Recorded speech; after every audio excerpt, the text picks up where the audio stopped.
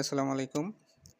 এটা আসুসের prime H510 MK motherboard.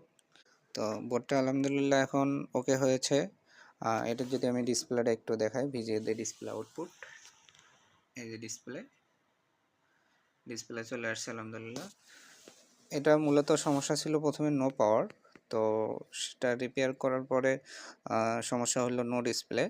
তো no ডিসপ্লেতে কোর আইসির একটা সিগন্যাল মিসিং ছিল। যেমন আমি যদি দেখাই, এই 6 নাম্বার পিনে বিআর রেডি। তো এটা মূলত একটা রেজিস্টারের মাধ্যমে পাস হয়েছে। এটা হলো 3.3 ভোল্টেজ থাকবে, 3 ভোল্ট, আর এটা পাস করেও 3.3 আসবে। তো মূলত এখানে 3.3 ছিল, আর এর পাশে 3.3 পাস করেনি, এখানে 0.36 এরকম সামথিং ছিল। তো এটা জাস্ট এখান থেকে এটা জাম্প করে দিয়েছি, বোর্ডে ডিসপ্লে চলে আসছে আলহামদুলিল্লাহ। তো এই ছিল এটার কেস স্টাডি।